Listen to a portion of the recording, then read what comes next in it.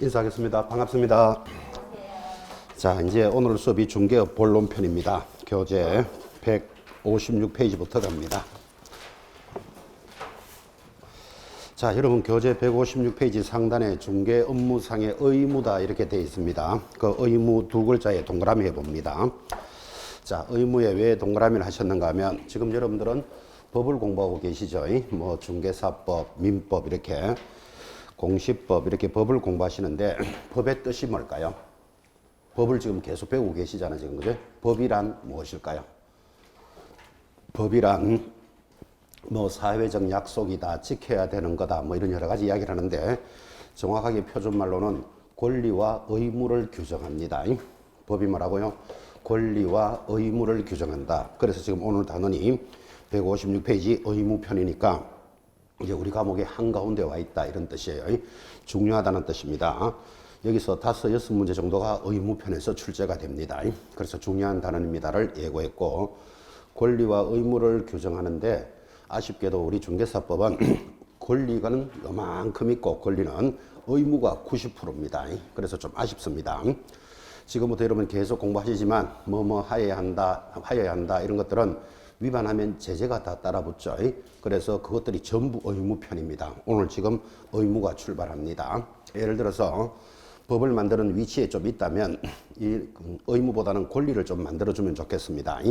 예를 들어서 여러분이 법을 만들 때는 부동산 중개는 개공사만 할 수 있는 권리가 있다. 위반하면 사형에 처한다. 이런 권리 하나 만들면 끝내주겠죠. 근데 그렇게 못 만든다는 것도 이해되죠. 그죠? 그래서 권리는 요만큼 있고 전체 의무편이 지금 출발을 하고 있습니다. 자, 중요한 단원인데 첫 번째는 가볍습니다. 1절 내려가면 개공사의 기본 윤리는 가볍게 가죠. 자, 하단 1번에 1번 제목이 줄 하나 끕시다. 품위 유지와 공정한 중개 의무다. 제목만 줄 것이고 사실은 읽어나만 하죠. 앞으로 중개업을 하실 때는 품위 유지하셔야 됩니다. 또 공정하게 중개를 합니다. 매도인 편만 들거나 매수인 편만 들면 안 된다는 뜻이죠. 그죠? 가볍게 확인하시고 만약에 이 단원에서 가벼운 단원에서 출제가 된다면 오른쪽 올라가서 판례상의 선량한 관리자의 주의 의무 여기가 건들립니다. 자, 크게 판례에 동그라미 해놓고 선량한 관리자 할 때 선 동그라미, 관 동그라미, 주의 의무 동그라미.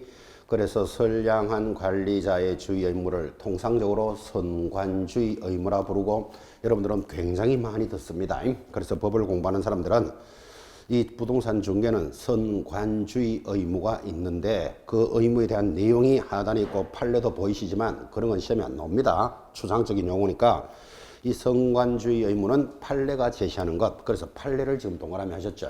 그것만 체크하시면 됩니다.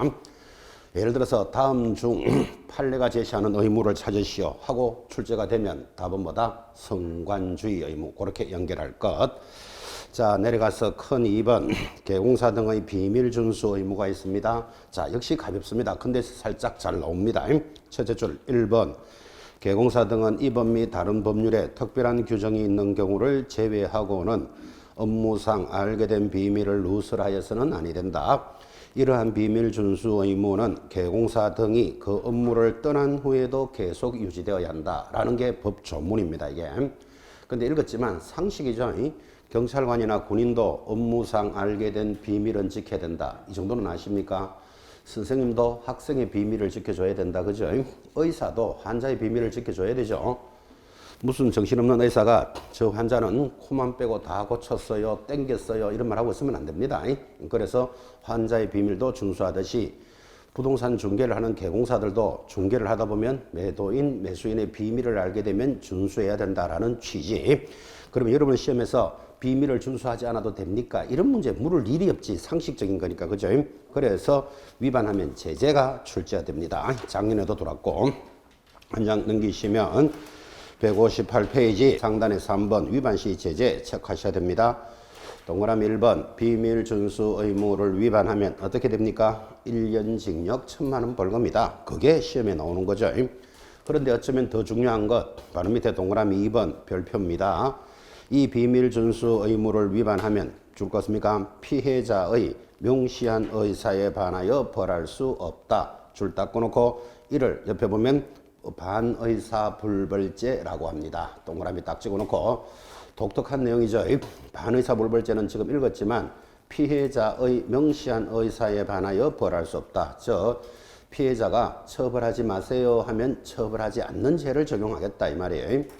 자, 여러분 우리 사회는 그죠? 피해자가 피해를 입은 사람이 처벌하지 마세요 하면 처벌을 안 하는 게 원칙일까요? 그래도 할까요? 하는 게 원칙이에요. 만약에 피해자가 처벌하지 마세요 해서 안 한다면 사회 질서가 무너집니다. 굳이 예를 든다면 재벌이 그죠? 어떤 사람을 죽였어요. 그러면 사람을 죽이면 살인자인데 죄 중에서는 제일 커요. 근데 재벌이 100억 갖다 줄 테니까 이거 없는 걸로 합시다. 그래서 처벌을 원하지 않는다고 해서 처벌을 안 한다면 돈 있는 사람들은 막 죽이고 다녀도 된다. 이런 문제가 되잖아 지금 그죠? 그래서 피해자가 처벌을 원하지 않더라도 처벌을 합니다. 그럼 예를 들어서 원하지 않으면 20년 징역을 10년으로 깎아줄 수는 있지만 처벌은 한다 이 말이에요. 그런데 지금 뭐라고 읽었습니까? 피해자의 의사에 반하여 벌할 수 없다. 처벌 안 한다라는 죄가 있다니까요. 그를 우리는 뭐라 그런다? 반의사불벌죄. 그렇게 정리하시고. 자, 그럼 우리 중개사법에서 나올 수 있는 것 다음 중 반의사불벌죄를 찾으시오. 답이 뭐? 비밀준수 위반. 갈로 열고 1년 징역 1,000만 원 벌금. 그렇게 연결하면 더 이상 나올 문제는 없죠. 이런 것들은 그대로 딱 정리를 합니다. 자, 이제 지금부터 중요합니다. 내려가면 의무에서 중개계약상의 의무다 하고 출발을 하면서 오른쪽 159페이지 일반 중개계약이라는 게 준비가 되는데 그 일반 중개계약도 그 의미가 있지만 두 장 넘기시면 넘겨봅니다. 163페이지 전속중개계약 찾았습니까? 거기를 왕별을 딱 해놓으셔야 됩니다.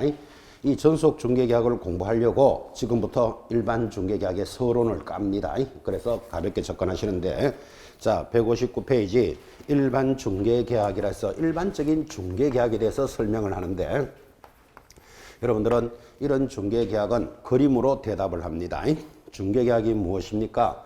하면 물건을 파는 사람 값, 매도인이라고 그러죠. 사는 사람 을, 매수인 사이에 계공사가 중개를 하는데 중개계약이라는 것은 의뢰인과 계공사 사이에 일어나는 것을 중개계약이라고 합니다. 자, 이 의뢰인 매수자와 계공사가 무슨 계약을 합니까? 아파트 하나 사주세요 그러겠죠. 그를 중개계약이라 한다 이 말이에요. 의뢰인과 계공사니까 매도인도 의뢰인이잖아요. 매도인이 우리 아파트를 좀 팔아주세요 그러겠지. 팔아달라고 하는 이 계약이 중개계약이다 이 말이에요. 자, 그러면 그림을 보시면서 중개계약이 무엇입니까? 하면 의뢰인과 누구 사이에 계공사 사이에 일어나는 거다. 이렇게 대답하면 100점이죠. 자, 그런데 이 중개계약을 강조하려고 항상 거래계약하고 차이를 아십니까? 이렇게 물어주는데 거래계약은 갑과 을 사이에 일어나는 것을 거래계약이랍니다. 즉 누구와 누구? 의뢰인과 의뢰인 사이에 일어나는 것이 거래계약입니다. 자, 이렇게 해서 명백하게 중개계약과 거래계약을 구분을 지었는데도 불구하고 이 공부를 1년 이상 했다는 분 또는 시험에 합격해서 현업에 있다는 분들한테 오늘 여러분 꼭 한번 물어보시기 바랍니다. 중개계약과 거래계약의 차이가 뭐냐? 이렇게 물으면 대다수는 그놈이다 이럽니다. 그놈이 아닌데도 불구하고 그러니까 구분 안 한다 이 말이에요 지금. 현장에 나가서 오늘 계약 잘했습니까? 오늘 계약이 어떻게 되었습니까? 라고 계약을 말할 때 중개계약인지 거래계약인지를 구분 안 한다니까요. 그럼 현장에 있는 분들은 일만 잘하면 돼. 시험하고 관계가 없으니까. 근데 시험 치는 수험생이 지금 이 조차를 못 잡으면 그 다음부터 내용은 엉망이다 이 말이에요. 자, 여러분 공부하시겠지만 보게 되는데 중개계약서는 있습니다. 근데 보관하지 않습니다. 거래계약서 없습니다. 5년 보관합니다. 그 내용이 다르기 때문에 뭔가 다르잖아 지금 그죠? 근데 이거를 그놈이다라고 두드리뭉실하게 공부하고 있으니까 문제가 나올 때마다 틀리는 거예요. 보관했다더라, 안 한다더라, 양식은 있다더라, 없다더라 혼자서 막 헤매고 있습니다. 그래서 이 시간에 정확하게 체크하셔야 됩니다. 보시면서 대답합니다. 중개계약이 무엇입니까? 의뢰인과 계공사 사이에 일어나는 것. 거래계약은 의뢰인과 의뢰인, 굳이 이야기한다면 매도인과 매수인 사이에 일어나는 것을 거래계약이라 합니다. 그놈이다 이렇게 대답하시는 분들이 남학생이었다면 여학생한테 물었으면 뭐라고 대답했을까요? 여학생은 그게 그거다 이러고 있습니다. 그 날새는 소리 하고 있습니다. 그래서 정확하게 딱 구분하고 갑니다. 이게 다른 거기 때문에 이렇게도 물어줍니다. 중개계약이 중요할까요? 거래계약이 중요할까요? 다르니까 그렇다 물어보자고. 어느 게 더 중요할까요? 답은 둘 다 중요하다. 그죠? 둘 다 중요한데 그래도 살짝 거래계약이 중요하죠. 왜? 중개계약을 하는 이유가 거래계약을 하려고 하는 거고 거래계약이 되어야 수수료도 받잖아. 그죠? 살짝 거래계약이 좀 더 중요하긴 한데 중개계약에는 개공사가 개입되어 있기 때문에 시험에서 절대로 안 빠집니다. 그래서 이제 중요한 개념을 딱 잡고 방금 교재에서 먼저 봤지만 이런 중개계약이 지금 공부하고 있는 우리가 알고 있는 일반적인 중개계약이 있고 그리고 전속 중개계약이 있는데 전속 중개계약은 아까 별표 딱 찍어 놓으셨다고요. 이 전속 중개계약이 중요하기 때문에 일반적인 중개계약의 서론을 지금 깔고 있는 겁니다. 자, 중개계약에는 개념 절대로 이 시간 이후로 그놈이다라는 개념으로 출발하면 날 셉니다. 그래서 중개계약과 거래계약의 개념을 딱 잡고 자, 조문이 하나 출발합니다.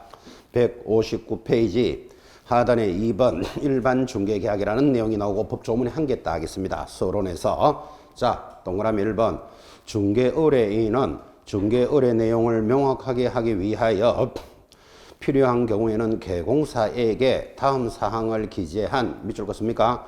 일반 중개계약서 작성을 요청할 수 있다. 요거 줄 딱 꺼놓고 시험에서 밑에다가 메모하기를 하여야 한다 하면 X를 표시해 놓으셔야 됩니다. 요청할 수 있다라고 법이 도입이 되어 있습니다. 자, 여러분 지금 밖에 나가면 한번 물어봅시다. 여러분이 매수자가 돼 보십시오. 내가 아파트를 하나 산다고 치고 개공사에게 아파트 하나 사주세요라고 중개계약을 하면서 말로 합니까? 문서로 작성합니까? 말로 하잖아. 여러분들 전부 다 그죠? 우리 아파트 괜찮은 거 하나 사주세요. 이렇게 말로 하지. 계약서 씁시다 이런 말 안 한다니까요. 여러분이 매도인이 돼 보십시오. 우리 아파트 좀 잘 팔아주세요. 말로 하지 문서로 하지 않잖아 지금 그죠? 그래서 중개계약이 거의 구두로만 일어나니까 분쟁이 자꾸 생기는 거예요. 얼마에 사주기로 했는데 수수료는 비싸다 싸다 물건은 좋다고 했는데 가보니까 다 썩었더라 등등등 말로만 하니까 분쟁이 생기니까 중개계약서를 적으면 좀 좋겠잖아요. 어떤 물건을 어떻게 사주고 팔아주면 수수료는 얼마로 하자 딱 적어놓고 가면 분쟁이 줄어들겠죠. 그런데 이런 중개계약서는 작성을 하여야 한다, 할 수 있다. 할 수 있다라고 법에 들어와 있다고. 근데 이걸 시험에서 슬쩍 작성하여야 한다면 X 표시하셨고, 그래서 임의적인 상황으로 돌았기 때문에 현장에서 작성한다, 한다, 안 한다고. 그죠? 할 수 있다는데 뭐 해도 되고 안 해도 되니까. 그래서 아까도 이야기했지만 중개계약서는 작성을 하더라도 보관하지 않는다고요. 왜? 해도 되고 안 해도 되는 놈이니까. 그래서 그 조문을 주의하셔야 돼요. 자, 그래서 요청할 수 있다. 그런데 작성을 하게 되거든 아래와 같은 네 가지는 반드시 적어야 된다. 그래서 우리는 이것을 일반적인 중개계약서의 필수기지인데 이게 네 개로 딱 떨어지니까 문제 만들기가 얼마나 좋겠어요. 쓸데없는 거 걸어놓고 해당되지 않는 걸 찾으시오 이렇게 들어온다 이 말이에요. 자, 기억 거래 예정 가격은 반드시 적어야 된다. 가 동그라미 중개 대상물의 위치와 규모 물 동그라미 합시다. 예정 가격에 대해서 보수를 적어야 분쟁이 안 생기죠. 보수할 때 수 동그라미 그리고 리얼 제일 밑에 준수해야 될 사항 준 동그라미 해놓고 자 일반적인 중개계약은 작성을 해도 되고 안 해도 되는데 하게 되거든. 지금 동그라미 있는 물가 수준을 반드시 기재해야 된다. 네 가지 익히셔야 됩니다. 물이 뭐였죠? 중개 대상 물의 위치와 규모, 예정 가격, 그리고 보수를 적고 준수상 다음 달까지 사주세요. 또는 한강이 바라보이는 아파트를 하나 사주세요. 등등 준수사항이 있다면 준수사항까지 해서 물가 수준이 필수 기재사항인데 여기에 쓸데없는 거 막 들어오겠죠. 취득에 따른 조세, 공법 사항, 입지 조건, 캐사코 막 들어온다니까요. 그래서 네 가지 제목을 딱 잡으셔야 돼요. 반드시 기재해야 되는 사항이 뭐다? 물가 수준을 반드시 기재한다. 자, 지금 3, 4월 달에는 제목을 잡으셔야 돼요. 제목을 잡아놓고 시험 때까지 이제 천천히 가사를 찾아가는 시간입니다. 일반적인 중개계약서는 작성을 해도 되고 안 해도 되지만 하게 되거든 뭐를 기재해야 된다? 물가 수준을 반드시 기재합니다. 자, 그리고는 제일 밑에 내려가면 동그라미 2번 제일 하단 방금 했지만 일반 중개서의 작성 요청을 받은 경우라도 개공사는 일반 중개계약서에 작성할 의무는 없다. 이해됐습니까? 해도 되고 안 해도 된다라고 이야기했고 자, 한 장 넘기시면 161쪽에 일반 중개서 양식이 나타났는데 자, 그 양식 위에는 크게 적혀져 있어야 됩니다. 상단에 적혀져 있기를 법정서식이다 적어 놓으셔야 돼요. 일반 중개에서는 이렇게 법정서식이 있다는 걸 보고 있습니다. 법정서식 적었습니까? 옆에다가 보관기간 X까지 볼 때마다 익히셔야 돼요. 나중에 보관하는 서류에 대해서 반드시 시험에 들어오는데 일반적인 중개계약 지금 보고 있는 건 보관기간이 1년입니다가 문제를 내면 50%팍 찍습니다. 맞다고. X에 X 보관기간은 없다. 왜 보관할 필요 없다? 작성해도 되고 안 해도 되는 놈을 보관해야 될 이유는 없는 거잖아. 그죠? 그래서 보관기간 없다를 제목을 볼 때마다 익히셔야 돼요. 법정서식이다. 보관기간은 없다. 하고 넘기면서 양식을 보셨고 자 이제 본론입니다. 163페이지 전속중개계약은 시험에서 빠진 적이 없습니다. 제일 위에 작은 글씨 28, 29, 30, 31, 32 보고 있습니까? 최근 5년 동안인데 앞으로 여유 있는 사람은 더 적으시기 바랍니다. 33, 34, 35 계속 적으셔야 돼요. 공부하실 분들은. 그래서 반드시 출제된다는 걸 강조하고 있는데 자 지금 나오는 단원이 전속중개계약이고 중요하다 그랬는데 이 전속중개에서 중개계약은 공부하셨잖아요. 이 중개계약이 무슨 뜻이죠? 방금 해도 좀 띵하죠. 의뢰인과 개공사 사이에 일어나는 게 중개계약이에요. 그런데 여기에 글자가 2개 더 붙었다고요. 전속으로 중개를 한다. 그래서 중요하다 이랬으니까 무슨 뜻일까를 이렇게 제시합니다. 내려가면 1번에 1번 전속중개계약의 전속중개계약이라 하면 의뢰인이 중개대상물의 중개를 의뢰함에 있어서 특정한 개공사를 정하여 이렇게 나가니까 특정한의 동그라미 그 개공사에 하나여 중개대상물을 중개하도록 하는 계약을 말한다. 이게 전속중개계약의 뜻이에요. 자, 지금 읽었는 걸 그림으로 전달해 볼까요? 물건을 파는 자, 매도인이 있습니다. 그러니까 특정한 개공사 A에게만 내 아파트를 팔아주세요 라고 전속으로 의뢰를 한다. 이렇게 그림을 그린 겁니다. 자, 그럼 여러분 이 그림의 의미를 알아들었다면 개공사 A 입장에서는 유리하다, 불리하다? 아, 유리하다 이 정도 느낌은 옵니까? 나만이 팔 수 있는 물건이잖아. 그죠? 그러면 수수료 받을 확률이 아주 많죠. 자, 그러면 개공사는 당연히 유리한데 의뢰인도 유리합니다. 왜 유리한가 하면 우리가 지금 하고 있는 일반적인 중개계약은 여러분이 매도인이어도 한 사람한테만 팔아달라 그럴까요? 여러 사람한테 팔아달라 그럴까요? 여러 사람한테 하잖아요, 여러분들. 그죠? 수수료는 누구에게 주죠? 제일 먼저 계약한 사람에게 주겠다. 이게 지금 일반적인 중개계약이잖아. 그죠? 자, 이렇게 되니까 개공사들이 열심히 일을 한다, 안 한다? 열심히 할 것 같지요? 열심히 안 합니다. 왜? 내가 시간과 경비와 노력을 투자해서 막 일을 하더라도 다른 사람이 계약했다. 그럼 난 지금까지 했는 거는 꽝 이래야 되잖아요. 그죠? 그래서 보수에 대한 확신도 없고 또 내가 판다는 보장도 없고 그러니까 일을 설렁설렁 하는 거예요. 하면 좋고 안 하면 그만이고 이렇게 대충대충 나가니까 자, 의뢰인 입장에서는 여러 사람한테 맡겨놨으니까 누구라도 팔아주겠지 뭐 하고 던져놓고 확인도 안 합니다. 일을 하는지 안 하는지 내 물건에 대해서 험을 지우는지 확인도 안 한다니까요. 자, 그러니까 의뢰인도 불리하다고. 자기는 누구한테 줘도 수수료 한 번은 줘야 되잖아, 지금. 그죠? 그래서 지금 보다시피 전속중개를 딱 체결하면 개공사는 당연히 열심히 일할 수밖에 없고 의뢰인도 어차피 누구한테 줘도 줄 것 믿을 수 있고 신뢰성 있는 사람한테 딱 맡겨놓으면 이 물건을 잘 거래할 수 있다는 장점이 있잖아, 지금. 그죠? 그래서 전속중개계약은 의뢰인과 개공사 모두에게 유리한 형태이다. 이렇게 이제 시험에 나온다, 이 말이에요. 지금 이렇게 정리하고 있는데도 불구하고 별로구만 저게 더 좋은데 이렇게 생각하면 내년에 다시 만납니다. 이 자리에서. 그래서 둘 다 유리한 형태 하면 뭐? 전속중개계약. 그래서 시험에 빠지지 않고 출제한다 그랬잖아요. 자, 그러면 둘 다 유리한 형태인데 살짝 단점이 좀 보이죠. 한 사람에게만 의뢰를 했는데 이 개공사가 열심히 일을 하지 않거나 능력이 없으면 이 물건이 안 팔리는 수가 생기잖아. 그죠? 그래서 우리 법에서는 전속중개계약을 체결하면 개공사가 일을 하도록 반드시 의무를 부과하고 이 의무가 시험에 나온다 이 말이에요. 매년 나온다. 지금 이렇게 이야기했습니다. 자, 하단에 내려갑니다. 2번에 1번 전속개공사의 의무편 돌았습니까? 의무에서 첫 번째 의무가 뭐다? 밑줄 긋습니다. 전속중개계약서를 반드시 사용할 의무가 있다. 제목에 줄 긋고 사용만 하는 게 아니고 제일 밑에서 두째 줄에 3년 동안 보존도 해야 되는 소리입니다. 3년 보존 동그라미. 자, 좀 전에 했던 거하고 구분됩니까? 일반적인 중개계약서는 작성을 해도 되고 안 해도 된다면 전속중개계약서는 반드시 작성을 하고 그것도 몇 년 보관해라? 3년간 보관 서류입니다. 첫 번째 의무 넘어가면 이 의무가 더 중요합니다. 중개대상물에 대한 정보 공개의 의무 별표 탁 찍어놓고 자, 의무 중에서 가장 중요한 게 뭐다? 정보 공개의 의무인데 이게 왜 중요한가 하면 자, 여러분 이게 아파트라고 치고 그죠? 딱 한 사람한테만 의뢰를 했으니까 이 경공사가 일을 하기 위해서는 이 물건은 20층 중에 12층 있는 아파트로서 지하철하고 몇 미터 거리에 있고 거래 예정 가격은 얼마 또 뭐 초도 중학교 고등학교 거리는 몇 미터 있고 시장과 백화점은 어디에 있다 이런 것들을 공개를 해줘야 살 사람이 나타날 거 아니라 그죠? 그래서 전속중개계에서는 제일 중요한 게 정보 공개 의무가 중요합니다.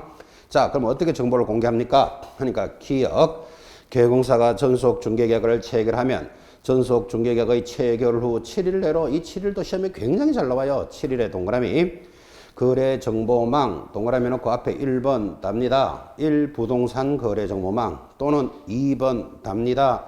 일간신문에 당의 물건에 관한 정보를 공개하여야 한다. 다만 옆에 별표 탁 찍고 의뢰인이 비공개를 요청한 경우에는 공개하여서는 아니 된다 라는 조문은 거의 해마다 나옵니다. 자, 지금 짚어드렸고 동그라미 했으니까 교재 보지 말고 대답합니다. 전속중개계약을 체결하면 정보를 공개하는 게 제일 중요한데 며칠 만에 공개해야 된다? 7일. 어디 공개해야 된다? 거래정보망 또는 일간신문에 공개하라 그랬습니다. 다만 의뢰인이 비공개를 요청하면 공개하여서는 아니 된다. 까지도 시험에 잘 나오는데 이런 뜻이에요. 자, 이게 예를 들어서 시골에 있는 과수원이라고 칩시다. 뭐 예를 들어서 용인시 처인구 무슨 동 몇 번지에 있는 과수원 5,000평이고 가격은 5억이고 뭐 18m 도로를 물고 있고 해서 부동산에 관한 정보를 올리면 시골에 있는 땅은 그죠? 무슨 동 몇 번지에 있는 과수원 5,000평이 5억에 나왔다. 그러면 대충 저거 누구 집 땅이다라는 걸 알게 된다고. 그래서 이 의뢰인이 거기 무슨 동 몇 번지 요거는 공개하지 마세요 하면 하여서는 아니 되는데 개공사가 뻐적뻐적 공개를 해놓으면 이 갑의 앞집 사람이 지나가다가 야 갑아 과수원 팔려고 내놨다면서 서울에 있는 딸이 사고 쳤나 이런 소리 들으면 막 스트레스 확 온다니까 지금 그지? 그래서 소재 집어는 공개하지 마세요 하면 안 된다 이 말이에요. 다시 갑의 앞집 사람은 딸 걱정하죠. 갑의 뒷집 사람 지나가면서 야 조상 대대로 물려받은 땅을 판다면서 서울에 있는 아들이 바다 이야기에 출근하나 이런 소리 한번 들어봐요. 스트레스 오는가 안 오는가. 그래서 소재 지분은 공개하지 마세요 하면 하여서는 아니 된다. 이 뜻도 이해하시겠죠? 자, 그리고는 나머지 정보를 공개해야 되는데 내려가면 니은 거래정보망 또는 일간신문 둘 중에 하나를 공개합니다. 그리고는 드디어 박스 공개할 정보가 나타났고 이 많은 내용들이 시험에 나오기 때문에 그냥 못 지나간다고요. A. 중개대상물의 종류가 뭐죠? 아파트다, 빌라다, 원룸이다, 종류를 공개하라 이 말이에요. 소재지, 지목, 면적, 용도 이렇게 나가니까 양이 많다 그죠? 제일 앞에 중 동그라미 합니다. 그럼 여러분들은 중만 딱 기억하시면 중개 대상물만 찾아내면 뒤에 부분은 시험에서 저절로 올라오니까 B. 소유권, 전세권 등의 권리관계도 공개해라. 소 동그라미 놓고 여러분들은 소 보면 소유권만 찾아내시면 됩니다. 전세권, 지당권은 올라오는데 둘째 줄에 다만이 그렇게 시험에 잘 나와요. 별표 찍어놓고 줄 쫙 긋습니다. 각 권리자의 주소, 성명 등 인적사항은 공개하여서는 아니 된다. 그래서 이 아파트는 농협에 대출이 5천만 원 돼 있습니다. 이런 거를 공개하라고 그랬지. 소유자가 돌싱입니다. 이런 거 공개하면 안 된다고요. 아직까지 확정 안 됐는데 인적사항 공개하면 안 된다는 건 이해하시겠죠? 혹여 더 잘 팔릴까봐 매도인이 화려한 돌싱, 기사 이런 건 공개하면 안 된다니까요. 인적사항은 절대로 공개해서는 아니 된다. C. 공법상 제한사항 공 동그라미. D. 수도, 전기, 가스 등의 시설물입니다. 수 동그라미. 여러분 주택을 거래하면 가스보일러 들어옴, 중앙집중식, 엘리베이터 설치되어 있음, 안 되어 있음 이런 거 해야 된다, 안 해야 된다? 해야 되지 시설물 그죠? 그래서 수에 동그라미 놓고 여러분들은 수도만 딱 찾아내. 그러면 나머지 전기, 가스 시설물은 올라온다 그 말이에요. 2번에 벽면과 도배의 상태도 공개해라. 도배, 도, 동그라미. F, 도로와 대중교통수단과 연계성, 도, 동그라미 합니다. 18m 도로를 물고 있고 지하철은 몇 미터 거리에 있다. 이 정도는 공개해줘야 안 되겠어요. 도. 그 다음 G번에 중개대상물의 거래 예정금액, 예, 5억에 팔겠다. 예정금액, 예, 공시지가도 공개해라. 공, 동그라미. 그런데 옆에 또 하나 붙었죠. 다만 별표 놓고 임대차일 때는 공시지가를 공개하지 않을 수는 있다까지 해서 정보가 나타났고 자, 이 정보는 이렇게 많아도 시험에 들어오니까 그냥 못 지나갑니다. 그래서 암기표에 당연히 들어가 있겠죠. 자, 지난주에 이어서 계속 이번 주 공부할 때는 암기표 관리한다 그랬습니다. 여러분 암기표 5번 봅니다. 지금 교재는 짚어드렸고 정보를 공개해야 될 것이 무엇입니까? 지금부터 암기합니다. 중, 도, 수, 도, 소, 공에 예, 공을 공개한다. 이렇게 공개를 하는데 자, 말이 굉장히 많지만 반드시 시험에 나오니까 그냥 못 지나가죠. 중이 뭐죠? 중개 대상물만 찾아라 그랬습니다. 그럼 종류, 소재지, 지목은 시험에서 올려줘요. 도 하면은 도배를 기억합니다. 도배만 딱 찾아내면 벽면의 상태 올라와요. 수 하니까 뭐가 보입니까? 수도만 보이면 전기, 가스 등 시설물의 상태 올라온다 그랬죠. 도, 도로와 입지 조건 18m 도로를 물고 있고 지하철은 몇 미터 거리에 있다 이렇게 갑니다. 소가 뭐죠? 소유권만 찾아라 그랬잖아, 그죠? 소유권만 딱 찍어내면 전세권, 저당권은 올라오는데 여기서 인적 사항은 절대로 공개하여서는 아니 된다. 보기보다 시험에 잘 나왔습니다. 돌싱 이런 거 공개하면 안 돼요. 공이 뭐다? 공법상 제한사항. 얘가 거래 예정 가격. 공은 공시지가인데 여기도 하나 붙었죠. 임대차일 때는 할 필요는 없다까지 해서 자, 지금 이 시간부터 이제 시험 때까지 익혀 나가야 돼요. 공개할 정보가 무엇입니까? 하면 뭐라고요? 중, 도, 수, 도, 소, 공에 예, 공을 공개한다. 제목부터 딱 잡아놓고 시험 때까지 이제 서서히 가사를 찾아갈 겁니다. 박스 밑에 3번 통지 의무입니다. 이것도 중요합니다. 자, 전속 중개계약을 체결한 개공사가 거래 정보망 또는 일간신문의 정보를 공개한 때에는 지체 없이의 동그라미 의뢰인에게 그 내용을 문서로서 통지해 줍니다. 자, 아까 했던 정보는 며칠 만에 공개합니까? 7일. 왜 7일입니까? 여러분 봐요. 용인에 있는 과수원을 팔아달라 그러면 개공사가 그 땅을 확인할 수 있는 시간을 줘야 되잖아. 그죠? 그래서 7일 내로 공개하라 그랬다고요. 공개를 하고 나면 가백에 나 정보를 이렇게 공개했다라고 통지할 때는 지체 없이 해줄 수 있겠죠. 그 두 개를 숫자를 돌린다고요. 그래서 정보 공개가 중요하니까 지체 없이 공개해야 한다. 이렇게 문제가 올라온다고. 그죠? 왜 그런지를 의식을 딱 하시고 동그라미를 하셨어요. 지체 없이 통지하는데 제일 밑에 4번 별표 업무 처리 사항을 보고할 의무도 있다. 그때 전속 중개계약이 체결되면 전속 개공사는 의뢰인이 줄 것입니까? 2주일에 1회 줄 거놓고 업무 처리 사항을 문서로서 통지해야 되니까 문서에도 동그라미. 이게 얼마나 자주 나오는지 그죠? 8월 1일 전속 중개계약을 체결하고 8월 15일 업무 처리를 통지하였다. 시험에 나와요. OX. 8월 1일 전속 중개계약을 체결하고 8월 15일 업무 처리를 통지하였다. OX. X지. 8월 14일까지 해야 되잖아, 그죠? 그 2주일에 1회라는 개념을 익히셔야 돼요. 얼마나 다양하게 나오는지. 일주일에 2회 이런 건 당연히 X, 당연히 출제됐고 또 문서로서 통지하는데 전화로 통보하였다 이렇게도 나온다니까요. 전화하면 X예요. 문서라는 말은 근거를 만들어 놓으라 이 말이잖아, 그죠? 그러니까 내가 어떤 고객을 만나서 어떻게 영업을 하고 있다. 근데 고객이 비싸다더라, 싸다더라 이렇게 통지를 해줘야 된다고, 그죠? 2주일에 1회 이상 문서로서 통지합니다. 제가 하도 강조하니까 어떤 분이 휴대폰만 만지고 있다가 문자 메시지를 해도 됩니까? 이래 묻더라니까요. 그래서 제가 속으로 공부를 안 하고 휴대폰만 두드리고 있다는 거죠. 문자 메시지로 통지하면 될까요? 안 될까요? 뭐 질문을 위한 질문인데 제가 안 될 거다 그랬어요. 왜? 출력이 안 되잖아요. 뭐 이제 이렇게 설명을 하니까 어떤 분이 통신공사에 가면 본인이 가면 출력해 준대요. 그러니까 또 그 옆에 있는 아저씨 야단 났다 막 이래요. 뭐 때문에 또 야단 난지 모르는데 사연도 많아요. 하여튼 그러니까 막 그런 건 질문에 대한 질문인데 밴더 됩니까? 카톡 됩니까? 이런 거 질문하기 없기. 그죠? 2주일에 1회 이상 문서로서 통지합니다. 그러면서 팩스로 통지하였다도 출제된 적은 있어요. OX. 아, 그 정도는 O 해야지. 그죠? 팩스는 그래도 문서로 볼 수 있죠. 교재에 팩스가 없던데요. 이런 소리 있으면 날 샌다고. 2주일에 1회 이상 문서라는 말은 근거 자료를 갖도록 하라. 지금 이런 뜻이겠죠. 거기까지 해서 체크하셔야 됩니다. 아주 중요한 단어입니다. 자, 오른쪽 165페이지 가운데 2번. 이번에는 중개 의뢰인의 의무가 있습니다. 자, 여러분 보시다시피 이렇잖아요. 전속 중개계약은 딱 한 사람한테만 의뢰를 해서 이 개공사가 의무를 지키면서 열심히 일을 하고 있는데 의뢰인은 A하고만 하겠다 해놓고 다른 개공사하고 거래해버리면 참 황당하겠죠. 그죠? 그래서 그렇게 하면 안 된다라고 의뢰인도 의무가 있어. 그래서 약속을 위반하면 뭐 위약금. 그리고 두 번째 소요 비용의 의무가 있는데 의뢰인의 의무도 나타납니다. 자, 오른쪽 1번 165페이지. 의뢰인이 특정한 개구사에게 전속 중개 계약의 권한을 부여하게 하였기 때문에 다음과 같이 의무를 부담하게 된다. 기억 박스에 넣으면 유효기간 내에 다른 전속 중개 계약서 외에 다른 개공사와 의뢰를 하거나 자, 다른에 동그라미.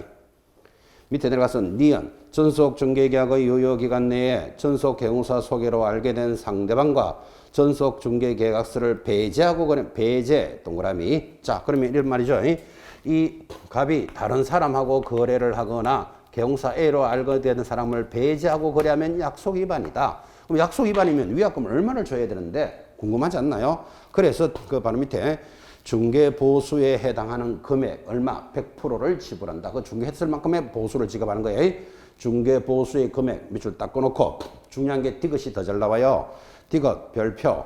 자, 그때 전속 중개 계약의 유효 기간 내에 스스로 발견한 상대방과 거래를 하면 스스로의 동그라미 그가 지급해야 될 보수의 50% 범위 내에서 굉장히 시험에 잘 나옵니다. 50%가 아니고 50% 범위 내에서 소요 비용을 지불하는데 주목합니다. 그럼 소요 비용이 뭐냐? 하니까 지금 스스로의 동그라미 딱 찍으셨죠? 스스로 발견한 고객이라는 말은 자, 이 갑이 아파트를 팔아달라고 전속으로 했는데 갑의 동생, 우리말로 갑 다시가 형님 아파트 내가 살게요. 그럴 수 있다 없다? 있겠지. 또는 친구가 야, 네 아파트 내가 살게. 그럴 수도 있는 거잖아. 그죠? 그러면 의뢰 개공사가 했는 역할은 없잖아. 자기들 스스로 거래를 했으니까. 그러면 그동안에 들어갔던 경비는 지원해 주겠다 이 말이에요. 그래서 경비가 얼마입니까? 이렇게 물으니까 방금 줄 것이었죠. 수수료 50%를 지불한다라고 시험에 이렇게 잘 나와. X예요. 50% 범위 내에서 자기가 사용한 경비를 지불한다 그랬지. 딱 50%를 주겠다는 이야기는 아니잖아. 지금 그죠? 여기까지 해서 의뢰인의 의무도 의식 있게 체크해 놓으셔야 됩니다. 특히 디귿에 있는 스스로 발견했을 때의 내용이 아주 의미가 있습니다. 넘어가서 166페이지 상단 전속 중개 계약서의 유효 기간도 잘 나옵니다. 첫째 줄에 얼마로 되어 있습니까? 유효 기간은 얼마? 3개월로 한다. 밑줄 딱 꺼놓고 3개월이라는 건 이거예요. 자, 한 사람의 개공사에게만 팔아주세요라고 의뢰를 했는데 이걸 언제까지 팔아줘야 되느냐? 이게 유효 기간이에요. 지금 뭐라 그랬죠? 3개월을 원칙으로 한다. 근데 나는 좀 바쁘다. 그러면 한 달만 합시다. 여유 있으면 5개월까지 해도 된다. 라고 약정이 있으면 약정에 따르겠다. 그래서 첫째 줄에 줄 것이야 돼요. 유효기간은 얼마로 한다? 3개월로 한다. 3개월 동그라미. 다만 다른 개공사와 의뢰인 사이에 약정이 있다면 약정에 따를 것이다. 굉장히 시험에 잘 나오는데 좀 전에 3년 어디서 들었죠? 3년이 뭐죠? 전속 중에서 보존기간 3년. 지금 보고 있는 유효기간 얼마? 3개월. 반대로 돌려요. 그래서 이걸 의식을 딱 하고 보고 계셔야 됩니다. 자, 4번 위반시 제재. 하단에 있는 거 참고로 보시면 됩니다. 넘어가서 자, 교재 168페이지 전속 중개계약서 양식이 나타났고 그 양식 제일 위에다가 역시 크게 적혀져 있습니까? 법정서식 적혀져 있어야 됩니다.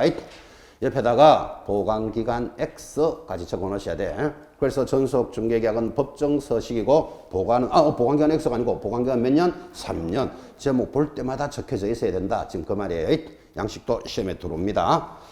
넘어가서 170페이지 또 중요한 단원 중개대상물 확인 설명 의무가 따라옵니다. 자, 확인 설명 의무가 왜 중요한가도 이렇게 감각을 살려볼까요?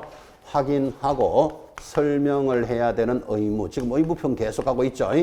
첫 번째 품위유지, 신의, 성실, 공정한 의무 이렇게 가고 있는 거예요. 비밀 준수 의무 이런 것들은 가볍고 지금 보고 있는 전속중개계약서상의 전속중개 의무는 100% 시험에 나옵니다. 이렇게 지금 가고 있습니다.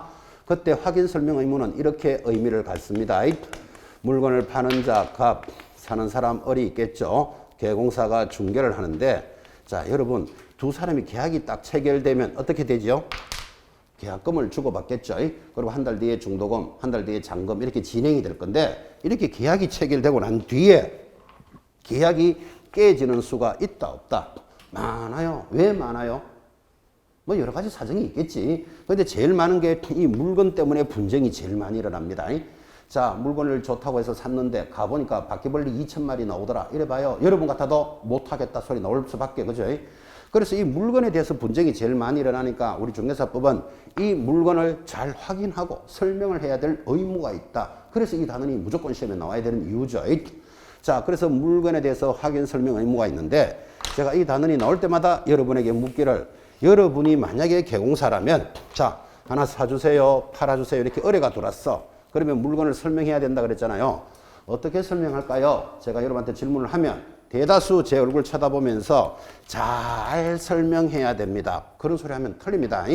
잘해야 되는 게 아니고 어떻게 잘해야 됩니까? 그걸 우리 방법이라고 부르는데 이 법에서 방법은 두 가지를 제시합니다.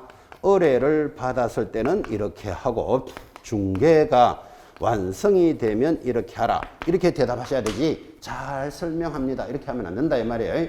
자, 1. 의뢰를 받았을 때는 이렇게 하고 계약이 체결이 되는 걸 중개가 완성된다 그래요. 그때는 이렇게 하라. 법에 이렇게 제시되어 있습니다.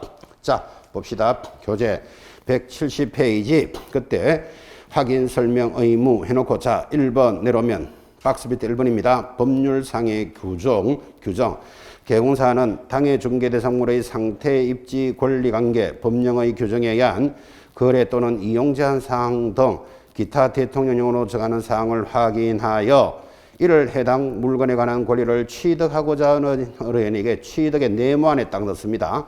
보통 동그라미 하세요 하는데 얼마나 중요하겠으면 취득을 내무안에 넣으라 그랬어요.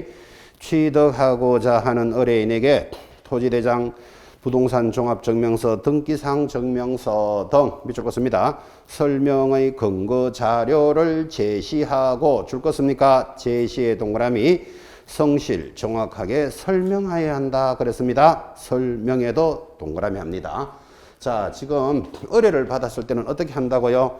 권리를 취득하고자 하는 의뢰인에게 자료를 제시하면서 성실하게 설명해야 한다. 그때 자료가 뭐냐 하니까 토지대장, 등기부 이런 자료들이 있겠죠. 이것을 제시하면서 성실하게 설명하는데 얼마나 편안한 조문입니까? 근데 이거를 문제 탁 던지면 이 자리에 계시는 분 50%는 틀립니다. 그래서 어떻게 틀리냐를 의식하라 이 말이에요. 첫 번째 틀리는 방법. 자, 하나 사주세요, 팔아주세요. 의뢰가 들어오면 개공사는 양 당사자들에게 자료를 제시하면서 성실하게 설명해야 한다. OX. 양 당사자가 아니잖아 벌써 그죠? X죠. 그런데 틀리는 학생들은 아니 양 당사자들한테 자료를 보여주면서 성실하게 하는데 왜 틀렸을까 이 생각한다니까요. 여러분 이 사람한테 가서 설명 한번 해보실렵니까? 자, 이 아파트는 20층 중에 12층이 있고 지하철하고는 몇 미터 거리에 있는 아파트로서 하고 막 설명하면 갑이 듣다가 어디 아프십니까? 이래 묻습니다. 물건에 대해서 알아도 갑이 더 잘 알잖아. 그죠? 그래서 이쪽에 설명하지 않는데도 불구하고 문제가 흘러가면 맞게 보인다 이 말이에요. 그래서 첫 번째 주의할 것. 그래서 취득이 가장 중요하다고. 그 다음 취득하고자 하는 의뢰인에게 성실하게 설명해야 한다. 시밀에 나와요. X예요. 설명만 하는 게 아니고 자료를 제시하면서 설명하라 그랬잖아 지금. 그죠? 제시, 설명을 딱딱 잡아내셔야 된다고. 대충 설렁설렁 이해하고 막 동그라미 치고 있으면 점수도 설렁설렁 28.5, 32.5 이래 나온다니까 지금. 그죠? 뭐를 건드린지를 의식하셔야 되고. 교재 제일 밑에다가 이거를 위반하게 되면 500만 원짜리 과태료까지 딱 표시해 놓으셔야 돼요. 그래서 제일 밑에 위반 시 적어놓고 500만 원짜리 과태료예요. 그러니까 자료를 제시하지 않거나 성실하게 설명 안 하면 500만 원짜리 과태료인데 이게 왜 시험에 잘 나오는가 하면 원래는 6개월의 업무 정지 사유였어요. 자, 여러분 6개월의 업무 정지가 센 놈이다. 500만 원 과태료가 세다. 당연히 6개월의 정지가 센 놈이지. 돈이 500이잖아요. 그런 소리 하면 안 돼요. 6개월 정지받아 버리면 한 달에 500만 원씩 손해볼 수도 있다고. 너무 세기 때문에 이걸 낮춰준 거예요. 법에서. 그러면 유리하게 바뀐 조문은 출제자들이 이런 걸 알고 있습니까? 이래 묻는다니까 지금. 그죠? 그래서 자료를 제시하지 않거나 성실하게 설명 안 하면 500만 원짜리 과태료입니다. 여기까지를 딱 잡고 계셔야 됩니다. 이 가벼운 내용을 문제를 내면 50% 틀린다 지금 그러잖아 지금. 그죠? 그래서 개념을 딱 잡으시는데 이렇게 해도 당연히 출제됐겠죠. 취득하고자 하는 자에게 자료를 교부하면서 성실하게 설명해야 한다. OX. X 교부하지 않습니다. 지금 물건을 살지 안 살지도 모르는데 자료까지 교부해 줘야 될 이유는 없죠. 그래서 제시, 설명을 딱딱딱 끊으셔야 된다. 이 말이에요. 자, 그런데 교재 171페이지 상단에 가면 아무리 개공사가 설명을 잘하려고 해도 한계가 있어요. 그래서 171페이지 제일 상단에 중개대상물에 대한 자료 요구권이라는 권리가 하나 도입이 되는데 아까 했죠. 뭐같이 권리는 조금 있고 전부 다 의무인데 요 작은 권리가 들어오잖아 봐요. 자료 요구권 동그라미 놓고 자 첫째 줄에 개공사는 확인 설명을 위하여 필요한 경우에는 중개대상물의 매도 임대인 등에게 해당 중개대상물의 동그라미 합시다. 상태 동그라미 놓고 자료를 요구해야 한다가 아니고 할 수 있다까지 밑줄을 딱 끊으셔야 되고 자 이런 취지죠. 개공사가 이 물건에 대해서 아무리 자료를 제시하면서 성실하게 설명하려고 그래도 한계가 있다니까요. 무슨 한계? 상태는 설명할 방법이 없다니까요. 상태가 뭔가 하면 자 이게 아파트라고 치고 아파트를 팔아주세요 하고 오면 개공사가 이 아파트는 비가 오면 물이 좀 셉니까 안 셉니까? 상태가 어떻습니까? 그 상태를 개공사가 아파트를 보고 딱 물 새겠네 이렇게 판단할 수 없는 거잖아 지금 그죠? 또는 건축물 대장을 떼본다고 해서 알 수도 없죠. 여러분 아파트는 햇볕이 잘 돼야 되는 거 아시죠? 1조는 아파트 햇볕은 몇 시에 들고 아래 위층 간에 소음 진동은 있는지를 그런 상태를 개공사가 알 수 있는 방법이 없잖아 지금 그죠? 그럼 이런 상태는 누가 제일 잘 알아요? 집주인이 제일 잘 알잖아 그죠? 그래서 이 갑에게 자료를 요구할 권리가 있다라는 게 도입이 되었다. 지금 동그라미 한 거예요. 그때 상태지 권리관계를 요구한다, 입지 조건을 요구한다 하면 틀려요. 권리관계는 저당이 얼마나 설정되어 있는지는 자기가 등기부 떼보면 확인할 수 있잖아요. 지금 그죠? 초등학교, 중학교, 백화점 거리는 얼마나 있는지 입지 조건도 개공사 확인할 수 있잖아. 이거는 그죠? 상태를 요구할 수 있다는 말의 의미를 잘 새기셔야 됩니다. 제가 상태만 요구합니다. 이렇게 강조하는데도 불구하고 여기 앉아 계시는 분들은 뭐 개공사가 확인할 수도 있을 건데 이렇게 생각하는 사람이 있다면 이런 문제가 생기는 거예요. 갑이 아파트를 팔아주세요 라고 의뢰가 들어오니까 개공사가 갑을 빤히 쳐다보면서 오늘은 바쁘고 내일 가서 하룻밤 자겠어 이래야 돼. 자야 자기가 아래층 소음이 있는지 없는지를 확인하는데 그 자겠어 하는 그놈도 웃기는 놈인데 하룻밤 잤어요. 아침에 일어나니까 비 오네. 햇빛 뜨는 걸 못 봤잖아. 그죠? 오늘 하루 더 자러 오겠어. 지금 이게 말 되는 소리도 안 되는 소리다. 그죠? 그래서 자료를 요구하지 직접 확인하지 않는다는 말이에요, 지금. 그래서 상태를 요구할 수 있다. 이 말을 익히셔야 돼요. 자, 그러면 개공사가 매도 임대인에게 상태를 요구하는데 이거를 시험에서 좀 줄 거지만 매수 임차인에게 요구할 수 있다. 이래 간다고. 그 개념이 안 돼 있는 사람이죠. 물건에 대해서 자료는 갑에게 물어야 된다. 을에게 물어야 된다. 상식적으로 갑이잖아. 그죠? 이 사람을 누구라 그런다? 매도 임대인인데 이걸 매수 임차인에게 이렇게 낸다. 이 말이에요, 지금. 매도 임대인에게 자료를 요구합니다. 자, 그러면 내려가면 동그라미 2번 자료 요구 대상 방금 설명했죠. 누구 임대인에게 상태를 요구하는데 자 밑에 동그라미 3번 이제 별표 자료 요구에 대한 불응한 경우 불응에 동그라미 딱 찍어놓고 불응이라는 말은 이 말이에요. 자 상태가 어떻습니까? 하고 상태를 물으니까 저 매도인이 야 그런 쓸데없는 소리 하지 말고 아파트나 잘 파시오 이렇게 불응을 합니다. 왜 불응할까요? 물건에 하자가 있을 수가 있다는 건 이해하시겠죠? 비가 오면 물 좀 셉니까? 이렇게 상태가 어떻습니까? 하고 물으니까 그 쓸데없는 소리 하지 말고 집이나 잘 파시오 이런다니까요. 그 말은 불응한다. 불응한다는 말은 물건에 하자가 있을 수가 있다는 데 대해서 이해하시겠죠? 그러면 당연히 갑을 누구한테 설명해야 되겠습니까? 을에게 설명해 줘야 안 되겠나 상식적으로 그죠? 자 그래서 불응 보시면 3번 매도 임대인이 권리 이전 의뢰인이 중개대상물의 상태에 관한 자료 요구에 불응을 하게 되면 자 불응에 다시 동그라미 개공사는 그런 사실을 누구에게 설명한다? 매수 임차인에게 설명하고 줄 건데 이거를 매도 임대인 들어오면 틀리는 거 찾겠습니까? 상식이에요 상식. 매수 임차인에게 설명하고 설명의 동그라미 중개대상물 확인 설명서에 기재하여야 한다. 기재도 동그라미. 자 이런 말 하고 있죠. 상태에 대해서 자료 요구에 불응을 하면 그런 사실을 설명하고 기재하여야 되는데 설명은 누구한테 한다? 갑, 을 중에 을에게 해야 되죠. 그러니까 임대, 매수, 임차인에게 합니다. 기재하고 어디에 기재한다? 확인 설명서에다가 딱 기재를 해놔야 돼. 어떻게? 시끄럽다, 집이나 잘 팔아라, 합의다 이렇게 딱 적어놔야 돼. 그래야지 내가 정확하게 설명했다는 근거가 만들어지는 거예요. 그래서 설명 기재를 지금 이렇게 진하게 설명하는데도 불구하고 모의고사 등에서 불응하면 그런 사실을 성실하게 설명하면 된다. 시험에 나온다니까요. X잖아 지금 그죠? 그런데 그거 틀리신 분이 시험지를 펄렁펄렁 들고 질문하러 옵니다. 그 열받았다는 게 보이죠, 지금?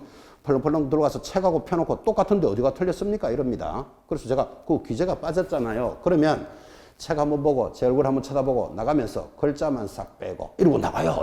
그 뒷모습을 보고 이제 올해는 이래 찍어 놓는 거예요. 올해는 그죠? 이게 지금 글자 빼는 문제가 아니잖아요. 이게 지금 손해배상의 근거가 된다니까요. 왜 그런가 하면 자, 만약에 대공사가 물어보니까 시끄럽다, 집이나 잘 팔아라 합디다 이렇게 불응을 하면 이걸 설명을 했어. 설명을 해도 매수자는 삽니다. 부동산이라는 것은 완벽한 물건은 없기 때문에 내가 사고 싶었던 아파트였고 가격이 싸게 나왔고 그죠? 내가 예전부터 갖고 싶었으면 약간 흠이 있어도 어떡합니까? 사서 수리해서 쓰지 뭐 하고 계약을 턱커덕 한다니까요. 계약을 해놓고는 이사 가서 일주일 만에 비가 오니까 베란다 물이 막 새는 거예요. 그러면 수리하는데 3천만 원 들었어. 3천만 원 들면 총알같이 계공사한테 가서 네가 다 썩은 물건을 거래하는 바람에 내가 이렇게 손해가 났잖아. 이렇게 시작된다고. 그래서 내가 설명했잖아. 하니까 언제 했는데 이러면 분쟁이 끝이 없잖아요. 그죠? 그래서 확인서면서 딱 기재해놔야 된다고. 내가 정확하게 설명했다는. 그러면 그 기재라는 개념은 글자를 빼고 내는 문제가 아니다. 이 말이에요. 개념이 얼마나 중요하다고요. 설명하고 뭐 기재하여야 한다. 그죠? 정확하게 딱딱 강조할 때 적어 놓으셔야 돼요. 자, 그래서 불응했을 때의 기재인데 이것도 15회 때 시험에 얼마나 모질게 내는지 대답해봐요. 자, 갑에게 자료를 요구할 수 있다까지 맞죠?